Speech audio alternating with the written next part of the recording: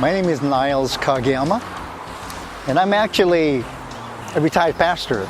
But I've been asked by the committee for the Koloa Plantation Days to do a history of Koloa.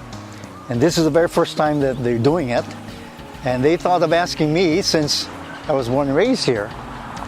And since I love history, I thought, okay, I'll do it.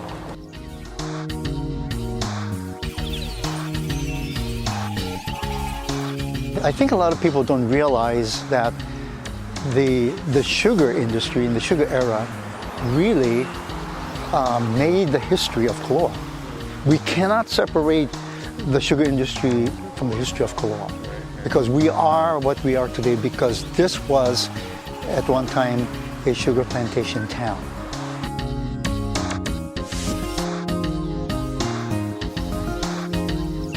Well, during the summer months, we were employed by the plantation, and we would do things like do seeding. You get the cuttings of the sugar cane and seed it, and or cover it.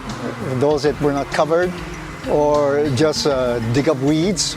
My last year, I was in what we call the Sabidong gang, and that was a gang that went out in the fields. And we had this tank on our back with weed poison. And so we walked to the fields and just spray the weeds. And that is one of the jobs that most people wanted because it paid well, especially for high school students.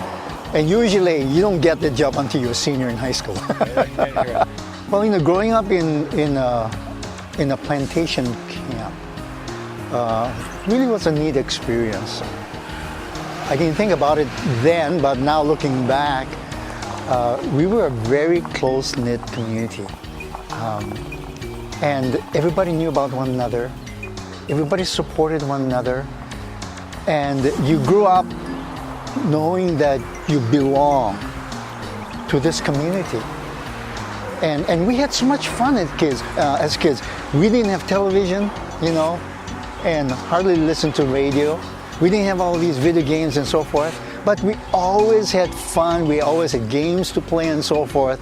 So, yeah, I now that I look back, I really appreciated being just brought up in a close-knit sugar plantation camp.